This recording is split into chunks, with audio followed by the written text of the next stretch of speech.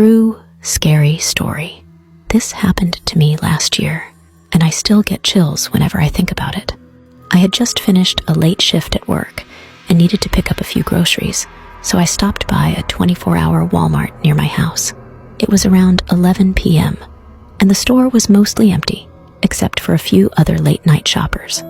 After about 30 minutes of browsing, I finally grabbed everything I needed and headed to the checkout.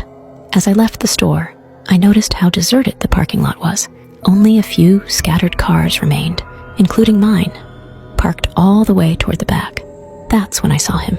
A man, maybe in his 40s, was standing by the entrance, leaning against a wall. He wasn't doing anything, just standing there, staring in my direction.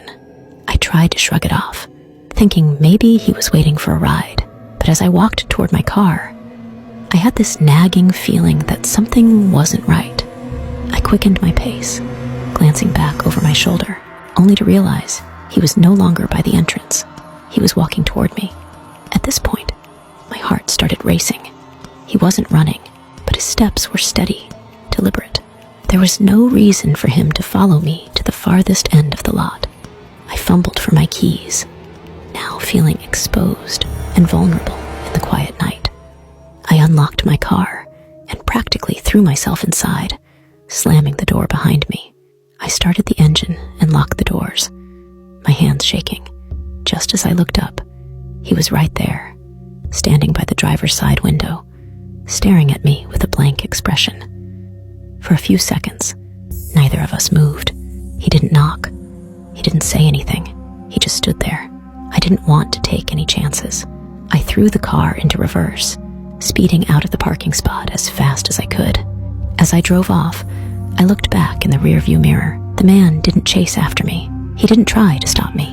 Instead, he just watched me drive away, his face still expressionless, standing motionless in the middle of the empty lot. I have no idea what his intentions were, but to this day, I wonder what would have happened if I hadn't gotten into my car fast enough. Since then, I never shop late at night anymore. I don't want to take that risk again. Guys, guess the character of young girl in this story. I will give you a hint. She is a famous dancer in the world.